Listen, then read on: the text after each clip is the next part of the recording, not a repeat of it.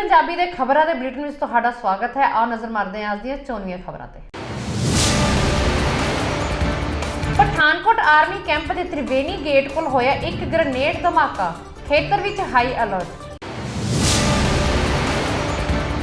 Nigerian विद्यार्थी ने hostel विच फाहा लगा के कीती आत्म हत्या। गायक गुरमीत बावा दा अमृतसर के शमशान घाट विच कीता अंतिम संस्कार। केंद्र सरकार पाकिस्तान जाण वाले श्रद्धालुओं नूं खुले तौर ते जाण देवे इजाजत, कहा सरना भरावां ने। जलंधर कपूरथला मार्ग ते गोलियां चला के ठेकेदार दा कतल करके कार खो के लुटेरे होए फरार। अते गुरदासपुर दे पिंड चावा विच मां दर-दर दीआं ठोकरां खाण लई मजबूर, बच्चे विदेश विच। हुण खबरां विस्तार नाल।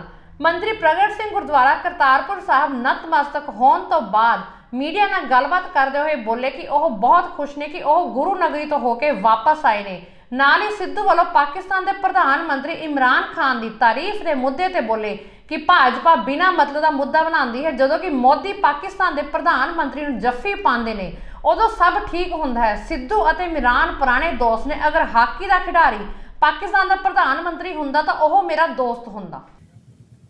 साडे प्राइम मिनिस्टर साहब नरेंद्र मोदी जी और उधरले पासे इमरान खान साहब, ये दोवां दे एफर्ट्स दे नाल अज फिर 12 करोड़ नानक नाम लेवा उत्थे जाके मत्था ला के 21 पुश्तां तरदियां ने। एक सकारात्मक ऊर्जा अपने चानन मनारे तो सेध लैके आउंदे हैं और सेध आपसी भाईचारे दी है, अमन अमान दी है।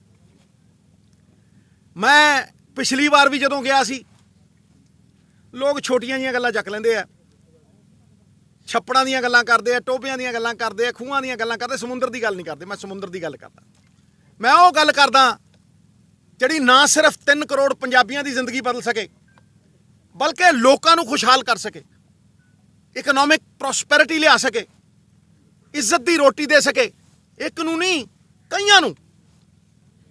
और मैं उस गल नूं अज अगे वधाउण लग्या। शायर हाँ, कुछ लिखदा और जदों लिखदा तो चीज़ मायने वाली हुंदी है। पौनी सदी पहला वेड़े विच कढ लईआं कंधां, 75 साल। पौनी सदी पहला वेड़े विच कढ लईआं कंधां, चलो कढ लईआं हुण की सलाहां या मैं निंदा। चलो कढ लईआं हुण की सलाहां या मैं निंदा, पर एक गल आखनी जरूर चाहुंदा खास, पर एक गल आखनी जरूर चाहुंदा खास, इनू आख लो दुआ मेरी या कह लो अरदास। वो गल ये है कि कंधा होण उत्ते मूरतां प्यारियां भी होण, कंधा होण उत्ते मूरतां प्यारियां भी होण, कंधा अन्नियां ना होण बूहे बारियां भी होण। कंधा अन्नियां ना होण बूहे बारियां भी होण, बूहे बारियां चो लंघ आवे दोस्ती ते प्यार। ओ बूहे बारियां चो लंघ आवे दोस्ती ते प्यार, साडा मेल जोल होवे, साडा मेल जोल होवे, चले वणज वपार, चले वणज वपार। खेती कानूनां नूं लैके प्रधानमंत्री दे ऐलान तो बाद जिथे देश भर दे किसानां दे विच खुशी दी लहर पाई जा रही है, उत्थे ही पंजाब दे विच लगातार किसानां दे विरोध दा सामना कर रहे बीजेपी दे लीडरां अते आगूआं नूं इस ऐलान तो बाद काफ़ी राहत मिलती दिखाई दे रही है, जिस तो बाद हुण बीजेपी के लीडर खुल के सामने आउण लगे ने कि इस दे चलदे रूपनगर दे विच एक बीजेपी लीडर वालों केंद्र वालों चलाई ई श्रम स्कीम के तहत रूपनगर बाजार दे विच छोटे गरीब मजदूरां नूं 2-2 लाख के बीमे के फार्म भरे गए हैं। एक तो गुरु नानक साहब के जन्मदिन दियां सिख संगत अज पहले ही बहुत खुशी की लहर सी कि अज बाबे नानक का जन्मदिन है। उत्तों सारी संगत नूं, सारे आवाम नूं, पूरे पंजाब क्या पूरे देश नूं अज खुशी की लहर डबल हो चुकी है कि अज जो तिन्ने काले कानूनों की लड़ाई लड़ रहे सी किसान, जो ਜੋ 1 ਸਾਲ ਤੋਂ ਉੱਪਰ ਹੋ ਚੁੱਕਿਆ ਸੀ ਬਾਰਡਰਾਂ ਦੇ ਜਾ ਕੇ ਬੈਠੇ ਸਨ, ਉਹਨਾਂ ਦੇ ਮਨਾਂ 'ਚ ਅੱਜ ਖੁਸ਼ੀ ਇੰਨੀ ਹੈ ਕਿ 3 ਕਾਲੇ ਕਾਨੂੰਨਾਂ ਦੀ ਜੋ ਅੱਜ ਕਿਸਾਨਾਂ ਦੀ ਜਿੱਤ ਹੋਈ ਹੈ, ਡਬਲ ਖੁਸ਼ੀ ਹੈ। ਤੇ ਬਾਬੇ ਨਾਨਕ ਦਾ ਹੀ ਕਹਿਣਾ ਕਥਨ ਹੈ ਕਿ ਰੱਬ ਦੇ ਘਰ ਦੇਰ ਆ ਅੰਧੇਰ ਨਹੀਂ। ਸੋ 1 ਸਾਲ ਤੋਂ ਬਾਅਦ, ਚਾਹੇ ਸਾਨੂੰ 1 ਸਾਲ ਤੋਂ ਬਾਅਦ ਜਿੱਤ ਪ੍ਰਾਪਤ ਹੋਈ ਹੈ, ਜਿੱਥੇ ਸਾਡੇ ਕਿਸਾਨ ਵੀਰਾਂ ਨੇ ਸ਼ਹੀਦੀਆਂ ਵੀ ਦਿੱਤੀਆਂ ਕਿ ਉਹਨਾਂ ਦੇ ਪਰਿਵਾਰਾਂ ਦੇ ਵਿੱਚ ਵੀ ਅੱਜ ਹੌਸਲਾ, ਉਹਨਾਂ ਦੀ ਸ਼ਹੀਦੀ ਕੋਈ ਬੇਕਾਰ ਨਹੀਂ ਗਈ। ਸੋ ਅੱਜ ਖੁਸ਼ੀ ਦੀ ਲਹਿਰ ਆ। ਅਸੀਂ ਪੂਰੇ ਰੋਪੜ 'ਚ ਲੱਡੂ ਵੰਡ ਰਹੇ ਹਾਂ। ਸੋ ਆਉਣ ਦੇ ਟਾਈਮ ਦੇ ਵਿੱਚ ਇਹ ਤੋਂ ਵੱਧ ਖੁਸ਼ੀ ਹੋਵੇਗੀ ਜਦੋਂ ਇਹ 3 ਕਾਲੇ ਕਾਨੂੰਨ ਸੈਸ਼ਨ 'ਚ ਜਾ ਕੇ ਰੱਦ ਹੋ ਜਾਣਗੇ। ਸ਼੍ਰੋਮਣੀ ਅਕਾਲੀ ਦਲ ਬਾਦਲ ਕਿਸੇ ਵੀ ਹਾਲਾਤ 'ਚ ਭਾਰਤੀ ਜਨਤਾ ਪਾਰਟੀ ਦੇ ਨਾਲ ਸਮਝੌਤਾ ਨਹੀਂ ਕਰੇਗੀ। ਪ੍ਰਕਾਸ਼ ਸਿੰਘ ਬਾਦਲ ਨੇ ਉਸ ਸਮੇਂ ਭਾਜਪਾ ਨਾਲ ਸਿਆਸੀ ਨਾਤਾ ਜੋੜਿਆ ਸੀ ਜਦੋਂ ਦੇਸ਼ ਭਰ ਵਿੱਚ ਭਾਜਪਾ ਦੀ ਇੱਕ ਵੀ ਸੀਟ ਨਹੀਂ ਸੀ। ਪੰਜਾਬ ਅੰਦਰ ਭਾਈਚਾਰਕ ਸਾਂਝ ਨੂੰ ਮਜ਼ਬੂਤ ਕਰਨ ਲਈ ਗੱਠਜੋੜ ਕੀਤਾ ਗਿਆ ਸੀ, ਪਰੰਤੂ ਜਦੋਂ ਖੇਤੀ ਕਾਨੂੰਨਾਂ ਸੰਬੰਧੀ ਭਾਜਪਾ ਨੇ ਆਪਣੀ ਹੀ ਭਾਈਵਾਲ ਪਾਰਟੀ ਦੀ ਗੱਲ ਨਹੀਂ ਸੁਣੀ ਤਾਂ ਅਕਾਲੀ ਦਲ ਨੂੰ ਨਾਤਾ ਤੋੜਨਾ ਪਿਆ। ਹੁਣ ਦੁਬਾਰਾ ਗੱਠਜੋੜ ਕਰਨ ਦਾ ਸਵਾਲ ਹੀ ਪੈਦਾ ਨਹੀਂ ਹੁੰਦਾ।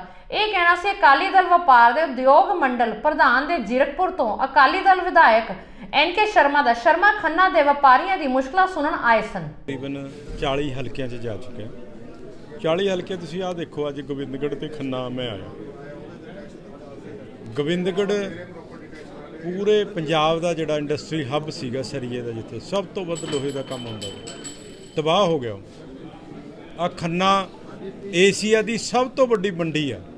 ਅੱਜ ਆੜਤੀ ਪਿੱਟ ਰਹੇ ਆ, ਹਰੇਕ ਜਗ੍ਹਾ ਸਰਕਾਰ ਲੁੱਟ ਰਹੀ ਆ। ਇੱਥੇ ਜੇ ਟਰਾਂਸਪੋਰਟ ਦੇ ਠੇਕੇ ਲੈਣੇ ਆ ਨਾ, ਉਹ ਵੀ ਤੁਸੀਂ ਦੇਖੋ 193% ਡੱਬਾ ਵਾ, ਉਹ ਵੀ ਵਿਧਾਇਕ ਆਪਣੇ ਨਾਵਾਂ ਤੇ, ਆਪਣੇ ਬੇਨਾਮੀਆਂ ਨਾਵਾਂ ਤੇ ਕਰਵਾ ਕੇ ਆਪ ਠੱਗੀਆਂ ਮਾਰ ਰਹੇ। 5 ਸਾਲਾਂ 'ਚ ਸਰਕਾਰ ਨੇ ਲੁੱਟਿਆ, ਕੋਈ ਵਿਜ਼ਨ ਇਹ ਸਰਕਾਰ ਨਹੀਂ ਪੇਸ਼ ਕਰ ਸਕੀ। ਇੰਡਸਟਰੀ ਫਰੈਂਡਲੀ ਮਾਹੌਲ ਜਿਹੜਾ ਪੰਜਾਬ 'ਚ ਆਪਾਂ ਕ੍ਰੀਏਟ ਕਰਿਆ ਤਾਂ ਅੱਜ ਖਤਮ ਹੋ ਗਿਆ। ਤੁਸੀਂ ਦੇਖੋ best infrastructure state Shiromani Akali Dal ਨੇ ਪੰਜਾਬ 'ਚ ਬਣਾਈ ਸੀਗੀ।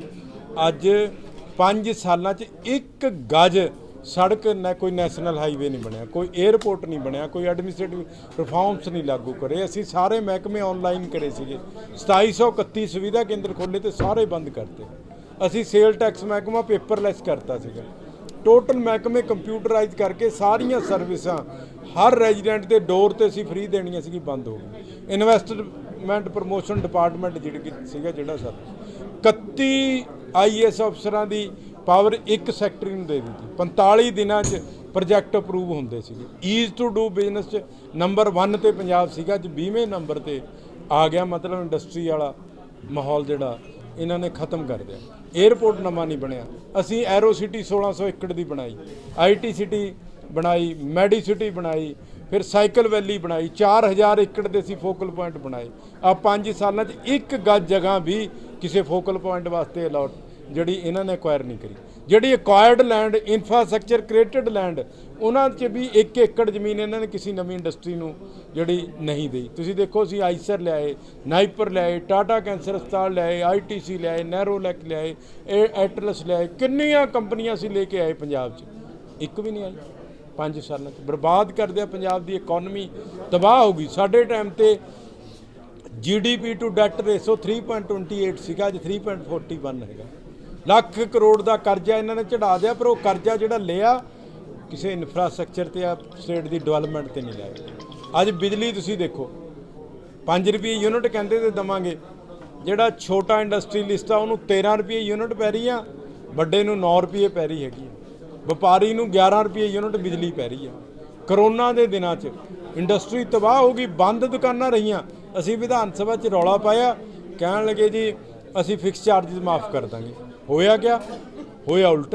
ਜਦੋਂ ਦੁਕਾਨਾਂ ਖੁੱਲੀਆਂ, ਜਦੋਂ ਇੰਡਸਟਰੀ ਖੁੱਲੀ, ਬੰਦ ਇੰਡਸਟਰੀ ਦਾ ਬਿੱਲ ਐਵਰੇਜ ਰੇਟ ਤੇ ਭੇਜਤਾ। ਮਤਲਬ ਜਿਹੜੀ ਇੰਡਸਟਰੀ ਬੰਦ ਆ, ਲੁਧਿਆਣੇ ਵਾਲੇ ਰੋਂਦੇ ਆ, ਕਰੋੜ ਰੁਪਏ ਦੇ ਬਿੱਲ ਆਏ। ਸੋ ਅੱਜ ਵਪਾਰੀ ਤੰਗ ਆ, ਇੰਡਸਟਰੀਅਲਿਸਟ ਤੰਗ ਆ, ਕਰਜ਼ਾ ਵੱਧ ਰਿਹਾ। ਦੇਣਦਾਰੀਆਂ ਤੁਸੀਂ ਦੇਖੋ ਕਿੰਨੀ, 50,000 ਕਰੋੜ ਰੁਪਏ ਦੀਆਂ ਦੇਣਦਾਰੀਆਂ। ਅੱਜ ਐਲਾਨ ਤੇ ਐਲਾਨ ਹੋ ਰਹੇ ਆ ਵੀ ਰੇਤਾ ਮਾਫੀਆ ਖਤਮ ਕਰ ਦਿਆ ਜੀ। ਤੁਸੀਂ ਜਾ ਕੇ ਦੇਖੋ ਸਾਰੀ ਨਦੀਆਂ 'ਚ ਗੈਰ ਕਾਨੂੰਨੀ ਪਟਾਈ ਸਟਾਰਟ ਹੋ ਗਈ।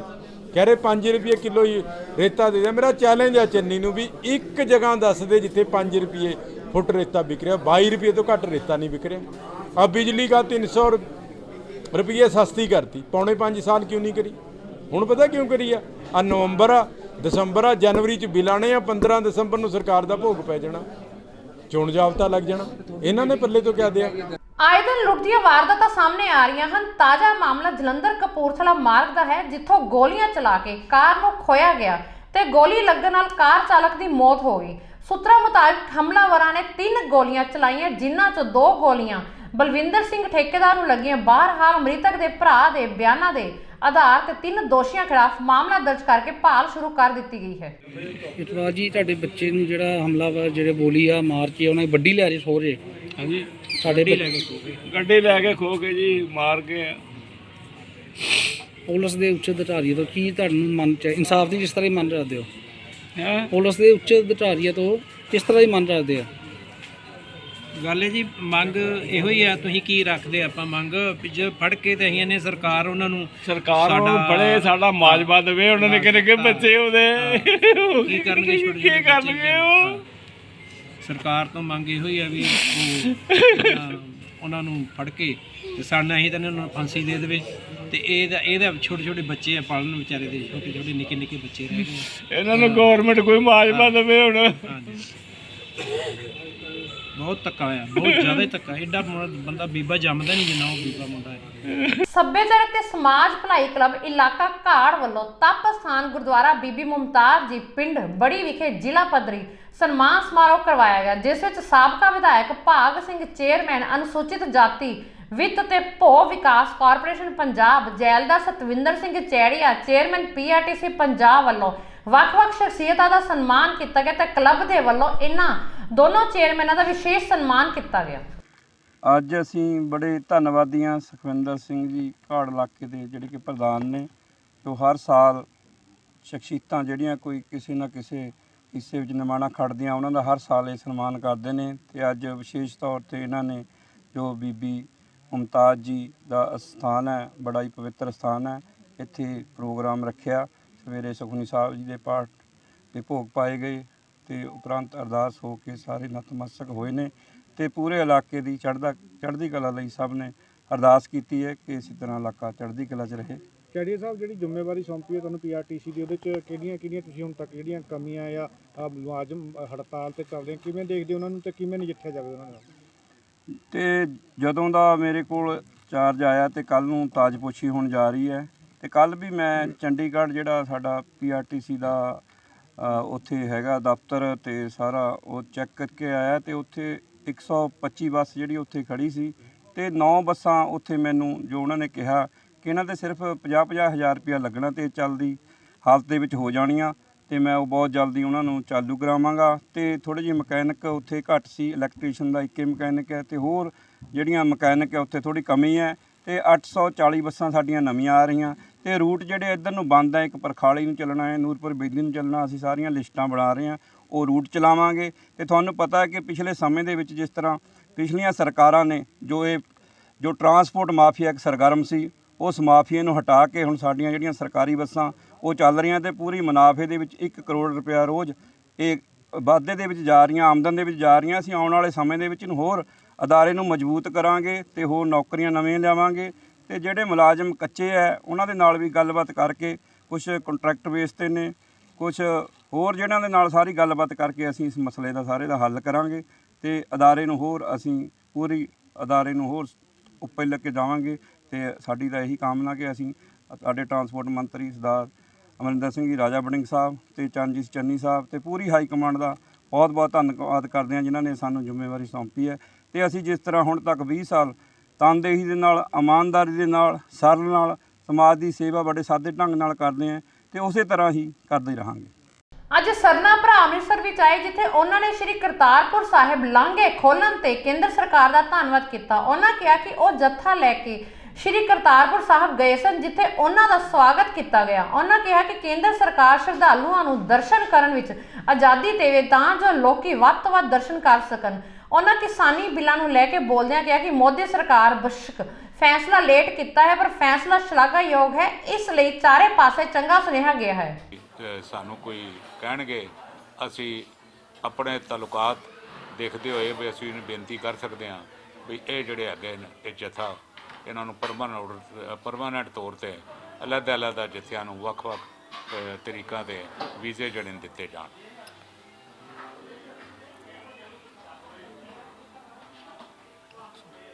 ਔਰ ਅੱਜ ਬਹੁਤ ਅੱਛੀ ਰੌਣਕ ਸੀ ਕਰਤਾਰਪੁਰ ਸਾਹਿਬ। ਮਨ ਬੜਾ ਖੁਸ਼ ਹੋਇਆ ਹੈ ਬਈ ਗੁਰੂ ਨਾਨਕ ਸਾਹਿਬ ਦਾ ਪ੍ਰਕਾਸ਼ ਦਿਹਾੜਾ ਬੜੇ ਅੱਛੇ ਤਰੀਕੇ ਦੇ ਨਾਲ ਕਰਤਾਰਪੁਰ ਸਾਹਿਬ ਮਨਾਇਆ ਗਿਆ। ਮੈਂ ਆਪਣੀ ਜ਼ਿੰਦਗੀ ਦੇ ਵਿੱਚ ਇਹ ਪਹਿਲਾ ਮੌਕਾ ਹੈ ਸਾਡੇ ਦੋਵਾਂ ਦਾ ਵੀ ਅਸੀਂ ਗੁਰੂ ਨਾਨਕ ਸਾਹਿਬ ਦਾ ਪ੍ਰਕਾਸ਼ ਦਿਹਾੜਾ ਸ੍ਰੀ ਕਰਤਾਰਪੁਰ ਸਾਹਿਬ ਮਨਾਉਣ ਦਾ ਸਾਨੂੰ ਮੌਕਾ ਮਿਲਿਆ ਹੈ। ਅਸੀਂ ਉਸ ਅਕਾਲ ਪੁਰਖ ਦੇ ਧੰਨਵਾਦੀ ਹਾਂ ਜਿਨ੍ਹਾਂ ਨੇ ਇਹ ਮੌਕਾ ਬਣਾਇਆ।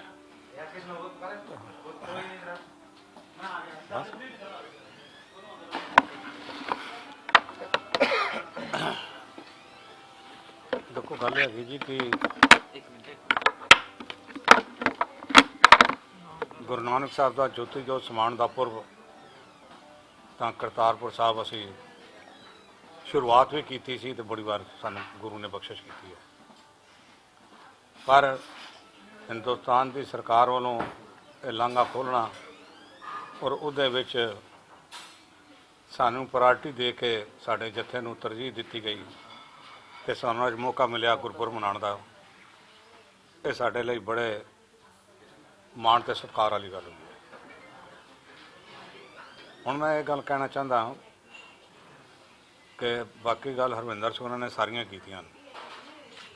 ਦਿੱਲੀ ਸਿੱਖ ਗੁਰਦੁਆਰਾ ਪ੍ਰਬੰਧਕ ਕਮੇਟੀ ਦੀ ਗੋਲਕ ਦੇ ਵਿੱਚ 83 ਲੱਖ ਰੁਪਇਆ ਕੱਟ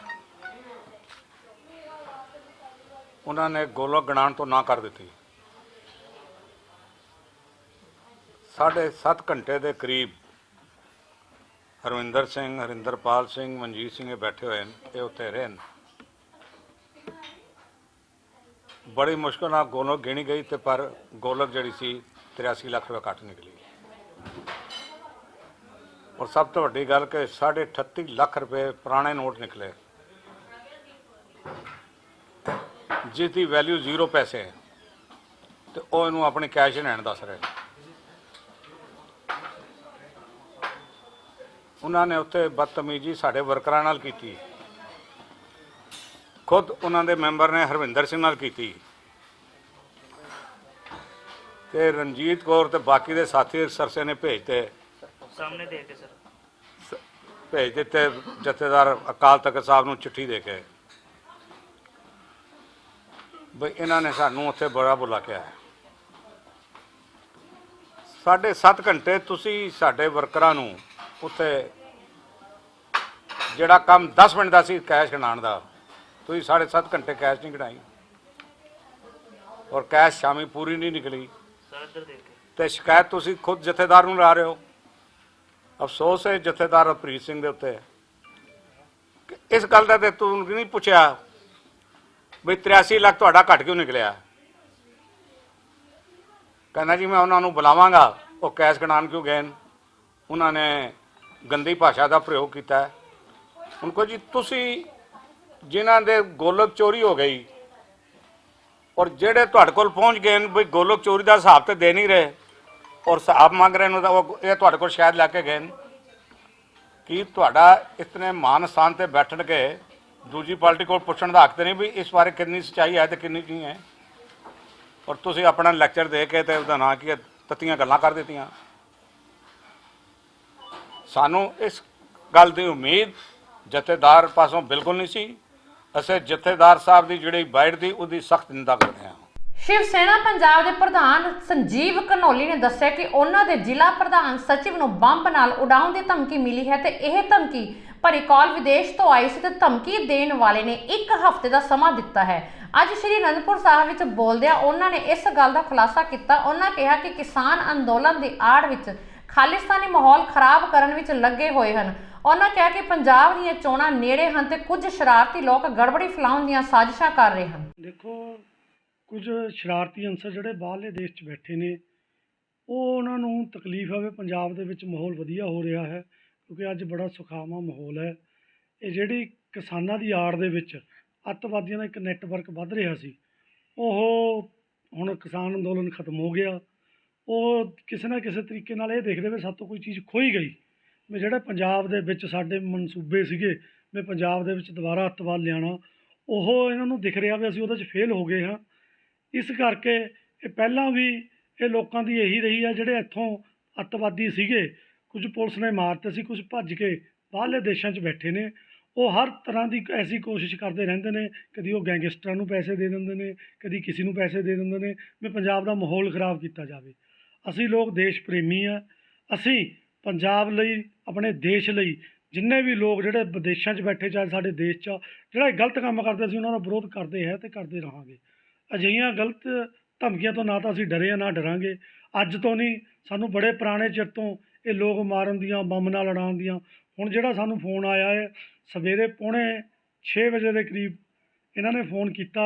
ਪਹਿਲਾਂ ਮੈਂ ਚੱਕਿਆ ਨਹੀਂ, ਫਿਰ 6:45 ਵਜੇ ਆਇਆ। ਇਹਨਾਂ ਨੇ ਕਹਿੰਦੇ ਹਾਂ ਬਈ ਤੁਸੀਂ ਕੀ ਸੋਚਦੇ ਆ ਵੀ ਸਾਡੀ ਐਕਟੀਵਿਟੀ ਖਤਮ ਹੋ ਗਈ, ਤੁਹਾਡੇ ਸਾਰੇ ਐਡਰੈਸ ਸਾਡੇ ਕੋਲ ਪਹੁੰਚ ਗਏ ਨੇ, ਤੈਨੂੰ ਤੇ ਤੇਰੇ ਸੰਜੀਵ ਘਨੌਲੀ ਤੇ ਸਚਿਨ ਘਨੌਲੀ ਨੂੰ ਅਸੀਂ ਬੰਬ ਨਾਲ ਹਫ਼ਤੇ ਦੇ ਵਿੱਚ ਉਡਾ ਦੇਵਾਂਗੇ। ਫਿਰ ਦੇਖਦੇ ਆ ਵੀ ਤੁਹਾਨੂੰ ਪਿੱਛੇ ਕੌਣ ਬੋਲਦਾ ਹੈ ਅਤੇ ਪੰਜਾਬ ਦਾ ਕੌਣ ਕਰਦਾ।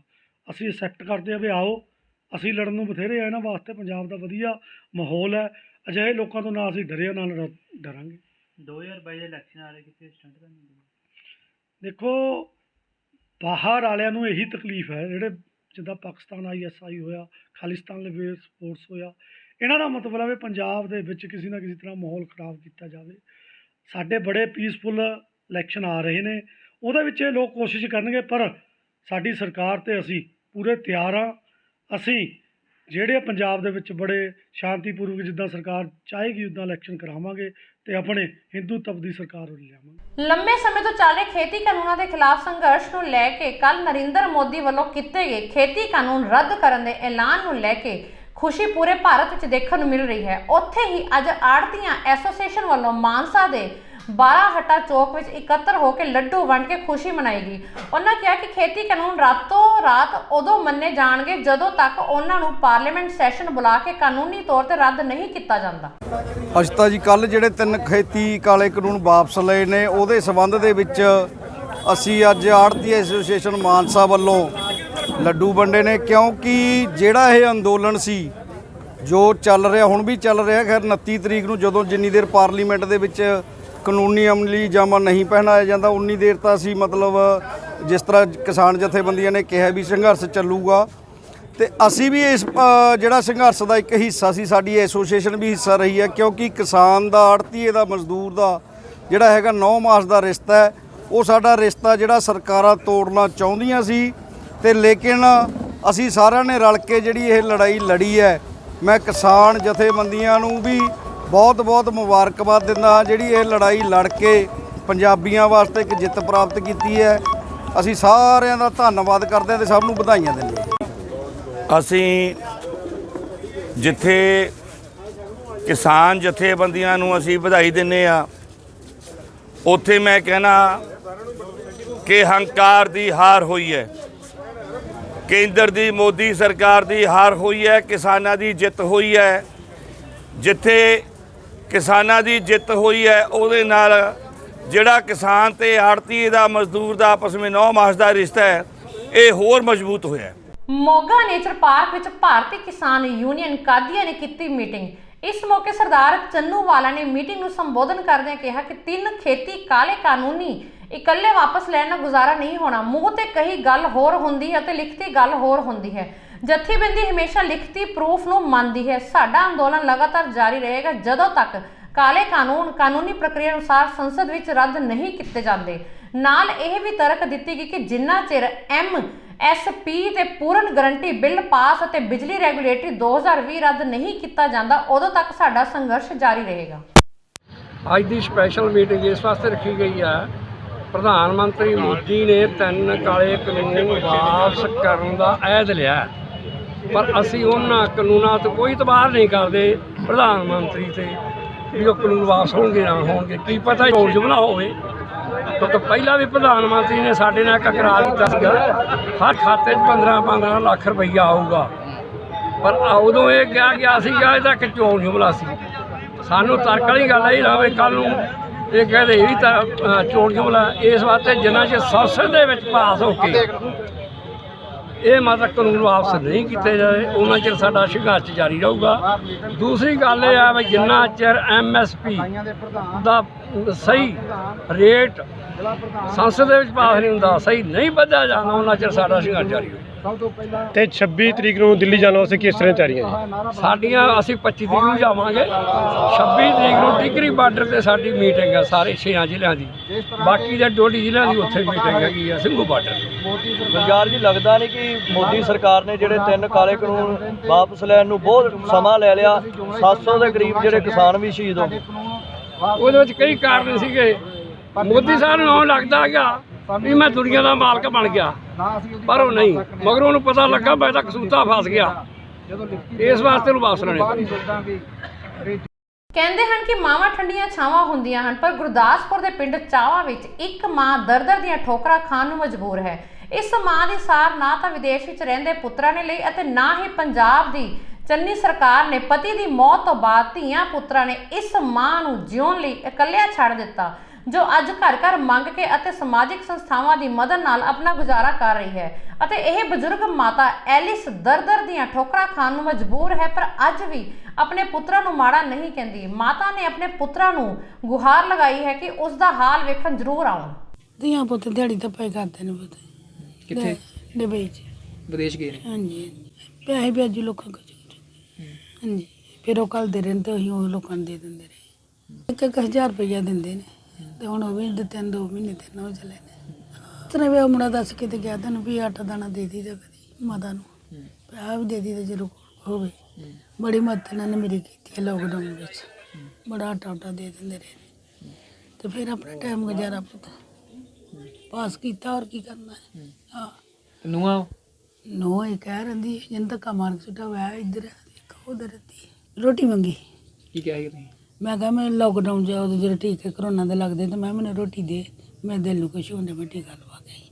ਉੱਠਦੀ ਨੇ ਮੰਜੇ ਦੇ ਉੱਤੇ ਮਾਰਿਆ ਭੜਕਾ ਕੇ ਮੈਨੂੰ ਫਰਸ਼ਾਂ ਦੇ ਉੱਤੇ। ਜ਼ੋਰ ਉਹਨਾਂ ਦਾ ਪੁੱਤ, ਫਿਰ ਮੇਰਾ ਤਾਂ ਹਲੇ ਕਿਹੜਾ ਹੈ ਹੁੰਦਾ, ਖਸਮ ਤੇ ਖਸਮ ਦੇ ਹੁੰਦੇ, ਫਿਰ ਮਾਰਦੀ ਦੋ ਵਧਾਤਾ ਇਹਨਾਂ ਨੇ। ਹੋਰ ਮੇਰਾ ਕਿੱਥੇ ਕਿਹਨ ਕਰਨਾ ਸੀ ਦੁੱਖ, ਐ ਕੋ ਕਰਨਾ ਤੈਨੂੰ ਕੀਤਾ ਪੁੱਤ ਤੇ ਕਹਿੰਦਾ ਮੇਰੇ ਘਰ ਨਾ ਮਾਈ ਬੜੀ। ਕਿਉਂ? ਮੇਰੇ ਘਰ ਨਹੀਂ ਬਣਨੀ ਚਾਹੀਦੀ ਤੂੰ ਰੰਨਾ ਚੰਦ ਗਈ। ਮਾਵਾਂ ਦੀ ਕਿਹੜੀ ਗੱਲ ਹੈ? ਮਾਵਾਂ ਜਿੱਥੇ ਮਰਜ਼ੀ ਧੱਕੇ ਖਾਣ, ਰੰਨਾਂ ਨਹੀਂ ਗਾਣੀਆਂ ਚਾਹੀਦੀਆਂ ਘਰਾਂ 'ਚ। ਤੇ ਮੈਂ ਤੁਹਾਡੀਆਂ ਰੰਨਾਂ ਨੂੰ ਕੱਢ ਕੇ ਕੀ ਲੈਣਾ? ਮੈਂ ਕੀ ਸਾਹਮਣੇ ਤੁਹਾਡੀਆਂ ਰੰਨਾਂ ਮੈਂ ਨਹੀਂ ਕੱਢਦੀ ਕਿਸੇ ਨੇ। ਪੁੱਤਾਂ ਨੇ ਕੌਣ ਜਿਹੜੀਆਂ ਗਾੜੀ ਨੇ ਬੈਠੀ ਨੇ ਪੁੱਤਾਂ ਦੀਆਂ ਲੱਗਦੀਆਂ, ਉਹ ਕਰਨੇ ਦੀਆਂ ਨੇ ਕਿਸੇ ਪਾਸੇ ਚੜਨ ਦਿੰਦੀਆਂ ਨੇ। ਲਾਗੇ ਗੱਲ ਕਰ ਲੈਣਗੀਆਂ ਕਿਤੇ ਕਮਾਂ ਤਾਂ ਫਿਰ ਮੈਨੇਜਰ ਮੁੜੇ ਕਰਦੇ ਤੇ ਮੈਂ ਕਹਿੰਦੀ ਮੈਂ ਤੁਹਾਡੀ ਕੀ ਲੱਗਣੀ ਹੈ? ਲਾਗੇ ਮੇਰੇ ਤੁਸੀਂ ਗੱਲਾਂ ਕਰਦੇ ਕਦੀ ਵੀ ਕਿਹਾ ਵੀ ਸਾਡੀ ਮਾਂ ਨਾਲ ਕਰਾਂਗਾ ਲਾਡੀ। ਜੇ ਤੁਹਾਡਾ ਨਹੀਂ ਇਰਾਦਾ ਪਿਆ ਵਿੱਚ ਦਾ ਮਾਂ ਵਿੱਚ ਤੇ ਫਿਰ ਮਾਂ ਦਾ ਵੀ ਨਹੀਂ ਹੋ ਹੀ ਗਿਆ 2 ਮਹੀਨੇ। ਕੁਛ ਨਹੀਂ ਦਿੱਤਾ ਸਰਕਾਰ ਵਾਲਿਆਂ, ਕੀ ਦੇਣਾ ਮੈਨੂੰ? ਕੁਛ ਵੀ ਨਹੀਂ। ਜਿਹੜਾ ਰਾਸ਼ਨ ਨਹੀਂ ਬਣਾ ਤਾਂ ਮੈਨੂੰ ਕੀ ਦੇਣਾ? ਜਿਹੜਾ ਰਾਸ਼ਨ ਕਾਰਡ ਮੇਰੇ ਬਣਾ ਕੇ ਦਿੱਤੇ ਉਹਨਾਂ ਮੈਨੂੰ ਕੀ ਦੇਣਾ? ਆਹੋ, ਪੁੱਤਰਾਂ ਨੂੰ ਕੀ ਕਹਿਣਾ? ਮੈਂ ਸਰਕਾਰ ਨੂੰ ਕਹਿਣਾ ਵੀ ਦਿਓ ਮੇਰੀ ਕਰੋ, ਮਤ ਹਲਫਦਾਰੀ ਕਰੋ, ਮੈਨੂੰ ਕੋਠਾ ਦਿਓ ਬਣਾ ਕੇ, ਮੈਨੂੰ ਰਾਸ਼ਨ ਪਾਣੀ ਦਿਓ, ਜੋ ਹਲਫ ਦੁਨੀਆ ਦੀ ਚੱਲੀ ਹੈ ਤੇ ਉਹ ਮੈਨੂੰ ਕਰੋ, ਮੈਨੂੰ ਦਿਓ ਮੈਨੂੰ ਸਭ ਕੁਛ। ਕੀ ਨਾਂ ਆਪਣਾ? ਮੇਰਾ ਨਾਮ ਗੋਪਾਲ ਸਿੰਘ ਹੈ ਭਾਜੀ। ਮਾਤਾ ਬਾਰੇ ਦੱਸੋ, ਕਿੱਦਾਂ ਕਰ ਰਹੇ ਹੋ? ਮਾਤਾ ਬਾਰੇ 3-4 ਮਹੀਨੇ ਤੋਂ ਹੋ ਗਿਆ, ਕਾਫੀ ਐਕਸਰਟ ਹੈਗੀ ਹੈ, ਕੋਈ ਬਾਤ ਨਹੀਂ ਪੁੱਛਦਾ, ਧੀ ਪੁੱਤਰ ਕੋਈ ਨਹੀਂ ਆਉਂਦਾ ਇਹਨਾਂ ਕੋਲ। ਵਿਚਾਰੀ ਇਕੱਲੀ ਬਹਿ ਕੇ ਰੋਂਦੀ ਰਹਿੰਦੀ ਹੈ, ਦੁਕਾਨ 'ਤੇ ਜਾਏ ਤਾਂ ਰੋਂਦੀ ਰਹਿੰਦੀ ਹੈ। ਅਤੇ ਆ ਤੁਸੀਂ ਇਹਨਾਂ ਦਾ ਘਰ ਦੇਖ ਹੀ ਲਿਆ ਤੇ ਬਹੁਤ ਮਾੜੇ ਹਾਲਾਤ ਇਹਨਾਂ ਦੇ। ਧੀ ਪੁੱਤਰ ਬੱਚੇ ਅਸੀਂ ਮਦਦ ਲੋਕਡਾਊਨ 'ਚ ਕਾਫੀ ਮਦਦ ਕੀਤੀ ਹੈ। ਫਿਲਹਾਲ ਹੁਣ ਤੱਕ ਜੋ ਮਾਤਾ ਨੂੰ ਮੈਡੀਸਨ ਵਗੈਰਾ ਕੁਝ ਵੀ ਚਾਹੀਦਾ ਉਹ ਅਸੀਂ ਇਹਨਾਂ ਨੂੰ ਪ੍ਰੋਵਾਈਡ ਕਰ ਦਿੰਦੇ ਹਾਂ। ਅਪੀਲ ਇਹੋ ਹੀ ਸਰਕਾਰ ਅੱਗੇ ਆ ਕਿ ਸੋਸ਼ਲ ਮੀਡੀਆ ਅੱਗੇ ਇਹੋ ਹੀ ਕਹਿਣਾ ਚਾਹੁੰਦੇ ਹਾਂ ਕਿ ਚਲੋ ਮਾਤਾ ਜੀ ਦਾ ਘਰ ਬਣ ਜਾਏ ਤੇ ਮਾਤਾ ਜੀ ਦਾ ਰਾਸ਼ਨ ਪਾਣੀ ਦਾ ਜੁਗਾੜ ਲੱਗ ਜਾਏਗਾ। ਇੱਕ ਪਾਸੇ ਜਿੱਥੇ ਭਾਰਤ ਸਰਕਾਰ ਵੱਲੋਂ ਸਵੱਛ ਭਾਰਤ ਅਭਿਆਨ ਚਲਾਇਆ ਗਿਆ ਹੈ ਤੇ ਦੇਸ਼ ਵਾਸੀਆਂ ਨੂੰ ਅਪੀਲ ਕੀਤੀ ਗਈ ਕਿ ਆਪਣੇ ਆਲੇ ਦੁਆਲੇ ਸਫਾਈ ਰੱਖੀ ਜਾਵੇ, ਉੱਥੇ ਦੂਜੇ ਪਾਸੇ ਗੁਰਦਾਸਪੁਰ ਵਿੱਚ ਜਗ੍ਹਾ ਜਗ੍ਹਾ ਲੱਗੇ ਕੂੜੇ ਦੇ ਢੇਰ ਸਵੱਛ ਭਾਰਤ ਅਭਿਆਨ ਦੀਆਂ ਧੱਜੀਆਂ ਉਡਾਉਂਦੇ ਹੋਏ ਨਜ਼ਰ ਆ ਰਹੇ ਹਨ, ਜਿਸ ਤੋਂ ਸ਼ਹਿਰ ਵਾਸੀ ਵੀ ਕਾਫੀ ਦੁਖੀ ਹਨ ਤੇ ਬਿਮਾਰੀਆਂ ਫੈਲਾਉਣ ਦਾ ਵੀ ਡਰ ਬਣਿਆ ਹੋਇਆ ਹੈ। ਕੋਰੀਡੋਰ ਖੁੱਲ੍ਹਣ ਤੋਂ ਬਾਅਦ ਰਾਜਨੀਤਿਕ ਲੋਕ ਲਗਾਤਾਰ ਮੱਥਾ ਟੇਕਣ ਆ ਰਹੇ ਹਨ, ਜਿਸ ਕਰਕੇ ਉਹਨਾਂ ਨੂੰ ਖੁਸ਼ ਕਰਨ ਲਈ ਅਧਿਕਾਰੀਆਂ ਵੱਲੋਂ ਕੋਰੀਡੋਰ ਵਿਖੇ ਸਫਾਈ ਕਰਮਚਾਰੀ ਭੇਜੇ ਜਾ ਰਹੇ ਹਨ, ਪਰ ਗੁਰਦਾਸਪੁਰ ਵਿੱਚ ਜਗ੍ਹਾ ਜਗ੍ਹਾ ਕੂੜੇ ਦੇ ਢੇਰ ਲੱਗੇ ਹਨ, ਜਿਸ ਵੱਲ ਕੋਈ ਵੀ ਧਿਆਨ ਨਹੀਂ ਦੇ ਰਿਹਾ। ਨਹੀਂ, ਗੁਰਦਾਸਪੁਰ ਦੇ ਵਿੱਚ ਅਸੀਂ ਸੈਕੰਡਰੀ ਪੁਆਇੰਟ ਸਾਰੇ ਖਤਮ ਕਰ ਦਿੱਤੇ। ਕੁਝ ਲੋਕਾਂ ਵਿੱਚ ਅਵੇਅਰਨੈਸ ਦੀ ਕਮੀ ਆ, ਜਿਹਦੇ ਕਾਰਨ ਕਰਕੇ ਲੋਕਾਂ ਵੱਲੋਂ ਜਿਹੜਾ ਕੂੜਾ ਬਾਹਰ ਸੁੱਟ ਦਿੱਤਾ ਜਾਂਦਾ। ਅਸੀਂ ਡੋਰ ਟੂ ਡੋਰ ਕਲੈਕਸ਼ਨ ਤੇ ਸੈਗਰੀਗੇਸ਼ਨ ਲਈ ਜਿਹੜੀਆਂ ਹਰ ਇੱਕ ਸਫਾਈ ਕਰਮਚਾਰੀ ਨੂੰ ਜਿਹੜਾ ਆ ਉਹਨਾਂ ਨੂੰ number of house hold allot ਕਰ ਦਿੱਤੇ ਆ। ਤੁਹਾਡੇ ਧਿਆਨ ਦੇ ਵਿੱਚ ਲਿਆਇਆ ਜਾਵੇ ਵੀ 19 ਸੈਕੰਡਰੀ ਪੁਆਇੰਟਸ ਹਨ ਜਿਹੜੇ ਮਾਨਯੋਗ ਐਮਐਲਏ ਦੇ ਹੁਕਮਾਂ ਤੇ ਪ੍ਰਧਾਨ ਨਗਰ ਕੌਂਸਲ ਦੀ ਗੁਰਦਾਸਪੁਰ ਦੀ ਅਗਵਾਈ ਹੇਠ ਅਸੀਂ ਜਿਹੜਾ ਉਹਨੂੰ ਬੜੇ ਸੁਚੱਜੇ ਢੰਗ ਨਾਲ ਖਤਮ ਕਰਕੇ ਇੱਕੋ ਹੀ ਸੈਕੰਡਰੀ ਪੁਆਇੰਟ ਜਿਹੜਾ ਆ ਮੇਰ ਚੰਦ ਰੋਡ ਦੇ ਉੱਤੇ ਜਿਹੜਾ ਆ ਉਹ ਲੈ ਗਏ ਆ ਤੇ ਉਹਦੇ ਉੱਤੇ ਬਕਾਇਦਾ ਅਸੀਂ ਇੱਕ ਬੇਲਿੰਗ ਮਸ਼ੀਨ ਜਿਹੜੀ ਸਥਾਪਿਤ ਕਰ ਦਿੱਤੀ ਆ। ਜਿਹੜਾ ਬਾਕੀ ਕੂੜਾ ਸੈਗਰੀਗੇਟ ਹੁੰਦਾ ਆ ਉਹ MRF ਸ਼ੈੱਡ ਦੇ ਵਿੱਚ ਚੱਲ ਜਾਂਦਾ, ਜਿਹੜਾ ਵਾਧੂ ਬਚਦਾ ਉਸ ਨੂੰ ਅਸੀਂ ਮਾਨ ਚੋਪੜੇ ਜਿਹੜਾ ਸਾਡਾ ਡੰਪਿੰਗ ਸਾਈਡ ਆ ਉੱਥੇ ਭੇਜ ਰਹੇ ਹਾਂ। ਪਠਾਨਕੋਟ ਦੇ ਧੀਰਾ ਪੁਲ ਦੇ ਕੋਲ ਆਰਮੀ ਦੇ ਤ੍ਰਿਵੇਣੀ ਦੁਆਰ ਗੇਟ ਤੇ ਗ੍ਰੇਡ ਬਲਾਸਟ ਹੋਇਆ, ਜਿਸ ਨਾਲ ਸ਼ਹਿਰ ਵਿੱਚ ਦਹਿਸ਼ਤ ਫੈਲ ਗਈ। ਇਸ ਹਾਦਸੇ ਤੋਂ ਬਾਅਦ ਤੁਰੰਤ ਪੁਲਿਸ ਨੇ ਜਾਂਚ ਸ਼ੁਰੂ ਕਰ ਦਿੱਤੀ। ਡਿਊਟੀ ਤੇ ਤੈਨਾਤ ਆਰਮੀ ਅਫਸਰ ਨੇ ਕਿਹਾ कि बाइक सवार ने आर्मी के गेट ते ग्रेड सुटिया ते फरार हो गए। देखिए, अभी तक जो प्राइमरी इन्वेस्टिगेशन हमारा है उसके साथ में यहाँ पे एक ग्रेनेड ब्लास्ट हुआ है और उसको हम आगे फर्दर इन्वेस्टिगेट कर रहे हैं, तो जो भी डिटेल्स फर्दर आएंगी आपके साथ शेयर करेंगे। कुछ CCTVs दोनों तरफ हमने देखा कि लगे हुए हैं, कुछ मिला क्या? बाइक सवार कह रहे हैं कि वो अभी जो प्राइमरी इन्वेस्टिगेशन में हमारे सामने आया, जो ऊपर संतरी तैनात है उन्होंने भी, जो गेट के ऊपर तैनात है उन्होंने बताया कि एक बाइक गुजरी है और उसी के साथ में उस मौके पे ब्लास्ट हुआ है। तो हम ये जूम कर रहे हैं कि एक बाइक राइडर ने जो इसको थ्रो किया, तो आगे हम फर्दर इन्वेस्टिगेट कर रहे हैं। CCTV फुटेज वगैरह इसके काफ़ी हमारे CCTV यहाँ पे इंस्टॉल्ड हैं ऑलरेडी, तो हमें अच्छी CCTV फुटेज मिलने की उम्मीद है। सर, कोई नुकसान हुआ? हम आगे इन्वेस्टिगेशन करके फिर बताएंगे आपको। जी। नाइजीरिया ਦੇ ਰਹਿਣ ਵਾਲੀ ਅੰਤਰਰਾਸ਼ਟਰੀ ਵਿਦਿਆਰਥੀ ਨੇ ਅੰਮ੍ਰਿਤਸਰ ਦੇ ਗੁਰੂ ਨਾਨਕ ਦੇਵ ਯੂਨੀਵਰਸਿਟੀ ਵਿੱਚ ਆਤਮ ਹੱਤਿਆ ਕਰ ਲਈ। ਅਲੈਕਸ ਕੰਪਿਊਟਰ ਸਾਇੰਸ ਦਾ ਵਿਦਿਆਰਥੀ ਸੀ ਤੇ ਪਿਛਲੇ 3 ਮਹੀਨਿਆਂ ਤੋਂ ਪੜ੍ਹਾਈ ਕਰ ਰਿਹਾ ਸੀ। ਅੱਜ ਪੱਖੇ ਨਾਲ ਫੱਦਾ ਲਗਾ ਕੇ ਖੁਦਕੁਸ਼ੀ ਕਰ ਲਈ। ਬਹਰਹਾਲ ਖੁਦਕੁਸ਼ੀ ਦੇ ਕਾਰਨਾਂ ਦਾ ਪਤਾ ਨਹੀਂ ਲੱਗ ਸਕਿਆ। ਲੜਕਾ ਕੰਪਿਊਟਰ ਸਾਇੰਸ ਕਰ ਰਿਹਾ ਸੀਗਾ, 5th ਸਮੈਸਟਰ ਦੇ ਵਿੱਚ ਸੀਗਾ, ਤਾਂ ਬਾਬਾ ਬੁੱਢਾ ਜੀ ਹੋਸਟਲ ਦੇ ਵਿੱਚ ਰਹਿ ਰਿਹਾ ਸੀਗਾ, ਤਾਂ ਉੱਥੇ ਸੁਸਾਈਡ ਕਰ ਗਿਆ ਰਾਤੀ 8 ਵਜੇ ਸਾਨੂੰ ਪਤਾ ਲੱਗਿਆ। ਕਿਹੜੀ ਕੰਟਰੀ ਦਾ ਰਹਿਣ ਵਾਲਾ ਸੀ? ਇਹ ਨਾਈਜੀਰੀਆ ਦਾ ਰਹਿਣ ਵਾਲਾ ਸੀ। ਸਰ, ਕੁਝ ਪਤਾ ਲੱਗਾ ਕਿ ਕੋਈ ਕਿੱਦਾਂ ਕਿਉਂ ਕਾਰਨ ਰਿਹਾ? ਨਹੀਂ, ਕੁਝ ਪਤਾ ਨਹੀਂ ਲੱਗਿਆ। ਉਹਦਾ ਇੱਕ ਫਰੈਂਡ ਉਹ ਵੀ ਨਾਈਜੀਰੀਆ ਦਾ ਰਹਿਣ ਵਾਲਾ, ਉਹਦੇ ਨਾਲ ਗੱਲ ਹੋਈ ਆ। ਉਹਨੇ ਘੰਟਾ ਪਹਿਲਾਂ ਉਹਨੂੰ ਮਿਲਿਆ ਸੀ, ਬੜਾ ਠੀਕ ਸੀਗਾ, ਕੋਈ ਉਹਨੂੰ ਪ੍ਰੋਬਲਮ ਨਹੀਂ ਸੀਗੀ। ਲੇਕਿਨ ਉਸ ਤੋਂ ਬਾਅਦ ਵਿੱਚ ਜਦੋਂ ਕਮਰੇ 'ਚੋਂ ਬਾਹਰ ਨਹੀਂ ਨਿਕਲਿਆ ਤਾਂ ਫਿਰ ਉਹਨੇ ਜਿਹੜਾ ਸੁਪਰਵਾਈਜ਼ਰ ਸੀਗਾ ਸਿਕਿਉਰਿਟੀ ਵਾਲਾ, ਉਹਨੂੰ ਇਨਫੋਰਮ ਕਰਕੇ ਫਿਰ ਉਹ ਜਦੋਂ ਦਰਵਾਜ਼ਾ ਖੜਕਾਇਆ, ਦਰਵਾਜ਼ਾ ਨਹੀਂ ਖੋਲ ਰਿਹਾ ਸੀਗਾ, ਫਿਰ ਉਹਦੀ ਖਿੜਕੀ ਤੋੜ ਕੇ ਜਦੋਂ ਦੇਖਿਆ ਤਾਂ ਉਹ ਹੈਂਗ ਹੋ ਚੁੱਕਾ ਸੀ, ਐਕਸਪਾਇਰ ਹੋ। ਤੇ ਕੀ ਕਾਰਵਾਈ ਅਮਲ 'ਚ ਲੈਂਦੀ? 174 ਦੀ ਅਸੀਂ ਕਾਰਵਾਈ ਕਰ ਰਹੇ ਹਾਂ, ਲੇਕਿਨ ਮੈਂ FRRO ਆਫਿਸ ਗਿਆ ਸੀਗਾ, ਉੱਥੋਂ ਅਸੀਂ ਅੰਬੈਸੀ ਦੇ ਰਾਹੀਂ ਉਹਨਾਂ ਨੂੰ ਸਭ ਕੁਝ ਕਨਵੇ ਕਰ ਰਹੇ ਹਾਂ। ਤੇ ਡੈਡ ਬੋਡੀ ਉੱਥੇ ਭੇਜੀ ਜਾਏਗੀ? ਜਿਵੇਂ ਉਹ ਕਹਿਣਗੇ ਉਸੇ ਹਿਸਾਬ ਨਾਲ। ਤੇ ਫਿਲਹਾਲ ਕੋਈ ਸ਼ੱਕ ਕਿਸੇ ਦੀ ਕੋਈ ਗੱਲਬਾਤ ਨਹੀਂ? ਫਿਲਹਾਲ ਕੋਈ ਸ਼ੱਕ ਸ਼ਿਕਵਾ ਕਿਸੇ ਤੇ ਨਹੀਂ ਹੈ। ਯੂਨੀਵਰਸਿਟੀ ਪ੍ਰਸ਼ਾਸਨ ਨੇ ਕੀ ਕਿਹਾ? ਯੂਨੀਵਰਸਿਟੀ ਦਾ ਪ੍ਰਸ਼ਾਸਨ ਜਿਹੜਾ ਉਹ ਸਾਰਾ ਅਪਲਾਈ ਕਰ ਰਿਹਾ, ਹਰ ਪਾਸਿਓਂ ਕੋਆਪਰੇਟ ਕਰ ਰਿਹਾ ਹੈ। ਆਪਣੀ ਸਾਫ਼ ਸੁਥਰੀ ਗਾਇਕੀ ਰਾਹੀਂ ਅੱਧੀ ਸਦੀ ਤੋਂ ਵਧੇਰੇ ਸਮਾਂ ਪੰਜਾਬੀਆਂ ਦੇ ਦਿਲਾਂ ਤੇ ਰਾਜ ਕਰਨ ਵਾਲੀ ਲੰਮੀ ਹੇਕ ਦੀ ਮਲਿਕਾ ਜੁਗਨੀ ਅਤੇ ਮਿਰਜ਼ਾ ਦੀ ਗਾਇਕਾ ਗੁਰਮੀਤ ਬਾਵਾ ਹੁਣ ਇਸ ਦੁਨੀਆ ਤੇ ਨਹੀਂ ਰਹੇ। ਉਹ ਕਰੀਬ 77 ਸਾਲ ਦੇ ਸਨ। ਅੱਜ ਸਵੇਰੇ ਉਹਨਾਂ ਨੇ ਆਪਣਾ ਅੰਤਿਮ ਸਾਹ ਅੰਮ੍ਰਿਤਸਰ ਸਥਿਤ ਆਪਣੇ ਘਰ 'ਚ ਲਿਆ। ਗਾਇਕਾ ਗੁਰਮੀਤ ਬਾਵਾ ਦਾ ਅੰਤਿਮ ਸੰਸਕਾਰ ਸੋਮਵਾਰ ਨੂੰ ਸਵੇਰੇ 10:30 ਵਜੇ ਨੇੜੇ ਗੁਰਦੁਆਰਾ ਸ਼ਹੀਦਗੰਜ ਚਾਟੀਵਿੰਡ ਸ਼ਮਸ਼ਾਨ ਘਾਟ ਵਿੱਚ ਕੀਤਾ ਗਿਆ। ਇਸ ਸੰਬੰਧ ਵਿੱਚ ਗੱਲਬਾਤ ਕਰਦੇ ਹੋਏ ਗੁਰਮੀਤ ਬਾਵਾ ਦੇ ਪਤੀ ਕਿਰਪਾਲ ਬਾਵਾ ਅਤੇ ਉਹਨਾਂ ਦੀ ਬੇਟੀ ਗਲੋਰੀ ਬਾਵਾ ਨੇ ਦੱਸਿਆ ਕਿ ਗੁਰਮੀਤ ਬਾਵਾ ਦੀ ਸਿਹਤ ਬੀਤੇ 2-3 ਦਿਨਾਂ ਤੋਂ ਖਰਾਬ ਚੱਲ ਰਹੀ ਸੀ ਅਤੇ ਅੱਜ ਸੋਮਵਾਰ ਨੂੰ ਸਵੇਰੇ ਕਰੀਬ 11 ਵਜੇ ਉਹਨਾਂ ਨੇ ਆਖਰੀ ਸਾਹ ਲਈ। ਗਾਇਕੀ ਦਾ ਸ਼ਿੰਗਾਰ ਸੀ, ਗਾਇਕੀ ਦੀ ਦਸਤਾਰ ਸੀ, ਗਾਇਕੀ ਦੇ ਸਰਮੌਰ ਉਹ ਬੰਦੇ ਸੀ ਜਿਨ੍ਹਾਂ ਦੇ ਉੱਤੇ ਮਾਣ ਕੀਤਾ ਜਾ ਸਕਦਾ, ਜਿਨ੍ਹਾਂ ਦੀ ਗਾਇਕੀ ਤੇ ਮਾਣ ਕੀਤਾ ਜਾ ਸਕਦਾ। ਜਿਸ ਤਰ੍ਹਾਂ ਪਿਛਲੇ ਸਾਲਾਂ ਤੋਂ ਜਿਹੜੀ ਗਾਇਕੀ ਆ ਉਹ ਕੁਰਾਹੇ ਪਈ ਹੋਈ ਸੀ ਔਰ ਲੋਕਾਂ ਨੂੰ ਇਹੋ ਜਿਹੇ ਮੰਡੀ ਵਾਲੇ ਪਾਸੇ ਲੈ ਕੇ ਜਾ ਰਹੀ ਸੀ, ਲੋਕਾਂ ਨੂੰ ਗਲਤ ਪਾਸੇ ਲੈ ਕੇ ਜਾ ਰਹੀ ਸੀ। ਗੁਰਮੀਤ ਬਾਵਾ ਤੇ ਉਹਨਾਂ ਦਾ ਪਰਿਵਾਰ ਇੱਕ ਥੰਮ ਸੀ ਜਿਨ੍ਹਾਂ ਨੇ ਆਪਣੀ ਅਸਲ ਗਾਇਕੀ ਨੂੰ, ਪੰਜਾਬੀ ਨੂੰ ਜਿਹੜਾ ਵਾ ਰੋਕ ਕੇ ਰੱਖਿਆ, ਬਚਾ ਕੇ ਰੱਖਿਆ, ਕਿਉਂਕਿ ਉਹਨਾਂ ਹਮੇਸ਼ਾ ਹੀ ਜਿਹੜਾ ਵਾ ਫੋਕ ਇਨਸਟਰੂਮੈਂਟ ਦੇ ਨਾਲ ਜਿਹੜੇ ਸਧਾਰਨ ਸਾਜ਼ ਨੇ, ਜਿਹੜੇ ਪੰਜਾਬੀ ਸਾਜ਼ ਨੇ, ਜਿਹੜੇ ਦੇਸੀ ਸਾਜ਼ ਨੇ, ਉਹਨਾਂ ਦੇ ਨਾਲ ਗਾਇਆ ਤੇ ਉਹਨਾਂ ਨੂੰ ਬਹੁਤ ਜਿਹੜਾ ਦਾ ਪਹਿਚਾਣ ਮਿਲੀ, ਲੋਕੀ ਪਸੰਦ ਕਰਦੇ ਸੀ। ਔਰ ਭਾਰਤ ਸਰਕਾਰ ਦੀ ਉਹਨਾਂ ਲਗਭਗ 25 ਦੇਸ਼ਾਂ ਦੇ ਵਿੱਚ ਪ੍ਰਤੀਨਿਧਤਾ ਕੀਤੀ ਆ। ਜਿਹੜਾ ਸੰਗੀਤਕ ਮੰਤਰਾਲਾ ਹੈ ਸਾਡਾ ਦੇਸ਼ ਦਾ, ਉਹਨਾਂ ਨੇ ਉਹਨਾਂ ਨੂੰ ਲਗਭਗ 25 ਦੇਸ਼ਾਂ ਦੇ ਵਿੱਚ ਭੇਜਿਆ ਹੁਣ ਤੱਕ, ਜਿੱਥੇ ਉਹਨਾਂ ਨੇ ਪੰਜਾਬ ਦੀ ਗਾਇਕੀ ਦਾ ਨਮੂਨਾ, ਪੰਜਾਬ ਦੀ ਗਾਇਕੀ ਦਾ ਸੱਚ, ਪੰਜਾਬ ਦੀ ਗਾਇਕੀ ਦੀ ਰੂਹ, ਪੰਜਾਬ ਦੀ ਗਾਇਕੀ ਦੀ ਵੰਨਗੀਆਂ ਪੇਸ਼ ਕੀਤੀਆਂ। ਜਾਂਦੇ ਜਾਂਦੇ ਚੋਣਵੀਆਂ ਖਬਰਾਂ ਇੱਕ ਵਾਰ ਫੇਰ ਤੋਂ। ਪਠਾਨਕੋਟ ਆਰਮੀ ਕੈਂਪ ਦੇ ਤ੍ਰਿਵੇਣੀ ਗੇਟ ਕੋਲ ਹੋਇਆ ਇੱਕ ਗ੍ਰਨੇਡ ਧਮਾਕਾ, ਖੇਤਰ ਵਿੱਚ ਹਾਈ ਅਲਰਟ। ਨਾਈਜੀਰੀਅਨ ਵਿਦਿਆਰਥੀ ਨੇ ਹੋਸਟਲ ਵਿੱਚ ਫਾਹਾ ਲਗਾ ਕੇ ਕੀਤੀ ਆਤਮ ਹੱਤਿਆ। ਗਾਇਕ ਗੁਰਮੀਤ ਬਾਵਾ ਦਾ ਅੰਮ੍ਰਿਤਸਰ ਦੇ ਸ਼ਮਸ਼ਾਨ ਘਾਟ ਵਿੱਚ ਕੀਤਾ ਅੰਤਿਮ ਸੰਸਕਾਰ। ਕੇਂਦਰ ਸਰਕਾਰ ਪਾਕਿਸਤਾਨ ਜਾਣ ਵਾਲੇ ਸ਼ਰਧਾਲੂਆਂ ਨੂੰ ਖੁੱਲੇ ਤੌਰ ਤੇ ਜਾਣ ਦੇਵੇ ਇਜਾਜ਼ਤ, ਕਿਹਾ ਸਰਨਾ ਭਰਾਵਾਂ ਨੇ। ਜਲੰਧਰ ਕਪੂਰਥਲਾ ਮਾਰਗ ਤੇ ਗੋਲੀਆਂ ਚਲਾ ਕੇ ਠੇਕੇਦਾਰ ਦਾ ਕਤਲ ਕਰਕੇ ਕਾਰ ਖੋਹ ਕੇ ਲੁਟੇਰੇ ਹੋਏ ਫਰਾਰ। ਅਤੇ ਗੁਰਦਾਸਪੁਰ ਦੇ ਪਿੰਡ ਚਾਵਾ ਵਿੱਚ ਮਾਂ ਦਰ-ਦਰ ਦੀਆਂ ਠੋਕਰਾਂ ਖਾਣ ਲਈ ਮਜਬੂਰ, ਬੱਚੇ ਵਿਦੇਸ਼ ਵਿੱਚ। ਦੋਸਤੋ, ਇਹ ਸਨ ਸਾਡੀਆਂ ਅੱਜ ਦੀਆਂ ਖਾਸ ਖਬਰਾਂ। ਨਵੀਆਂ ਤੇ ਤਾਜ਼ਾ ਖਬਰਾਂ ਲੈ ਕੇ ਫੇਰ ਹਾਜ਼ਰ ਹੋਵਾਂਗੇ। ਤਦ ਤੱਕ ਲਈ ਦਿਓ ਇਜਾਜ਼ਤ। ਰੱਬ ਰੱਖਾ।